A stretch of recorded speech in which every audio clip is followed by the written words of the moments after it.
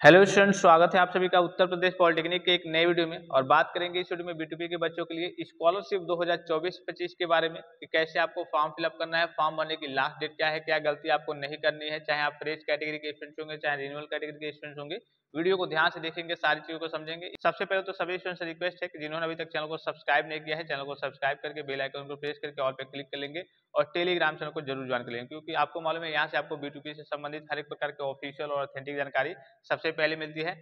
सबसे पहले जो आपको काम करना है, बहुत सारे बच्चों को इसके बारे में नहीं मालूम है और पूछते भी रहते हैं, इनकम सर्टिफिकेट जो बनेगा वो आपके नाम का नहीं रहना चाहिए, आपके गार्जियन अर्थात माता या फिर पिताजी के नाम का रहना चाहिए। अगर उनकी डेथ हो चुकी है तो इस केस में आप जिनके यहाँ भी, जिस भी रिलेटिव के यहाँ या फिर अपने चाचा चाची के यहाँ जिनके यहाँ रहते होंगे, उनके नाम का इनकम सर्टिफिकेट लगेगा, आपके नाम का इनकम सर्टिफिकेट नहीं लगेगा। इस बात का आपको विशेष ख्याल रखना है।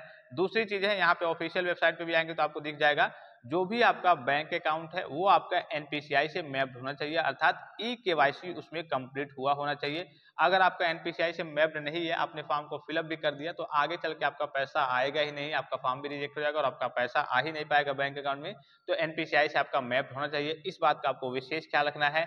लिमिट वगैरह भी देख लेना है, जैसे बहुत सारे बीटेक वगैरह के बच्चे होते हैं जिनकी 84,000 57,000 तक की स्कॉलरशिप की राशि आती है और पता चले कि उनकी लिमिट रहती है कि हाँ आपका एक बार में इतना ही ट्रांजेक्शन हो पाएगा या फिर आपका मंथली या फिर ईयरली 50,000 ट्रांजेक्शन हो पाएगा, तो इस केस में उनका पैसा फेल हो जाता है। तो इन सारी बातों का आपको विशेष ख्याल रखना है। अब जो भी बच्चे, जो फ्रेश बच्चे हैं, जो फर्स्ट ईयर में इस बार एडमिशन लिए हैं, उनको फ्रेश फॉर्म फिलअप करना होता है। जो सेकेंड ईयर या फिर फाइनल ईयर में बच्चे हैं, उनको क्या करना होता है, रिन्यूअल करना होता है। तो रिन्यूअल का भी पूरा प्रोसेस मैं आपको बताऊंगा। अभी पोस्ट मैट्रिक इंटर के बच्चों का फॉर्म फिलअप भी हो रहा है, लेकिन पॉलिटेक्निक के बच्चों का भी नहीं हो रहा है। क्यों नहीं हो रहा है? जब तक आपका रिजल्ट नहीं आ जाएगा तब तक आपका फॉर्म रिन्यूअल होगा नहीं, क्योंकि उसमें गत वर्ष के प्राप्तांक पूर्णांक लगते हैं। जैसे मान लीजिए कि कोई बच्चा अभी सेकेंड ईयर में था, वो इस बार फाइनल ईयर में पहुंच गया है, तो जब वो फाइनल ईयर में पहुंचा है, फाइनल ईयर में स्कॉलरशिप का फॉर्म फिलअप कर रहा है, तो उसको सेकेंड ईयर का रिजल्ट चाहिए, क्योंकि सेकेंड ईयर के डेट आपसे पूछा जाएगा कि हाँ पिछली बार आप पास थे या फिर फेल थे या फिर आपकी बैक लगी थी। तो अभी जब तक आपका रिजल्ट नहीं आया था तब तक आपका फॉर्म रिन्यूअल नहीं होगा। तो ये सारी चीजें मैं आपको इन्फॉर्म करते रहूंगा। जैसे आपका रिजल्ट डिक्लेयर होता है, आप मोबाइल फोन से भी रिन्यूअल कर सकते हैं, काफी सिंपल और काफी आसान सा प्रोसेस होता है। मैं आपको वीडियो प्रोवाइड कर दूंगा।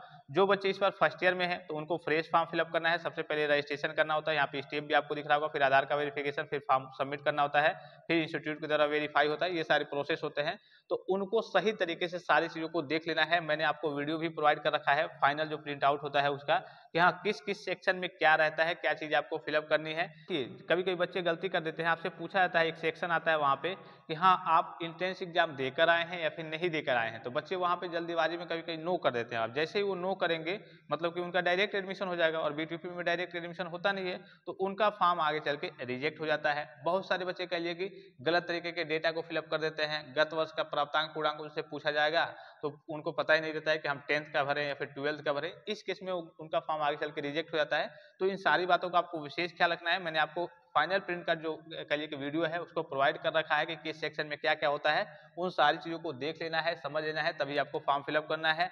अब बात कर लेते हैं लास्ट डेट के बारे में कि आपकी लास्ट डेट क्या है।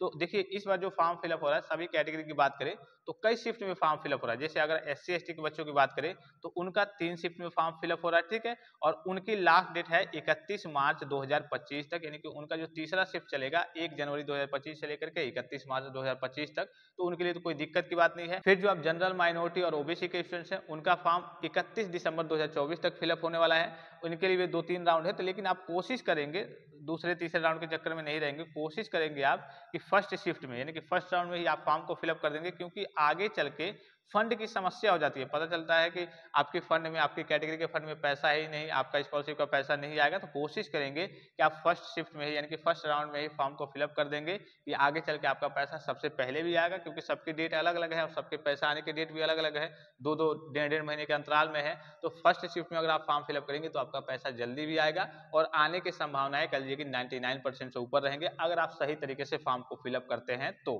आई होप कि वीडियो आपको इन्फॉर्मेटिव लगा होगा। फिलहाल इस वीडियो में इतना ही, इजाजत दीजिए, धन्यवाद, थैंक्स फॉर वॉचिंग, मिलते हैं नेक्स्ट वीडियो में।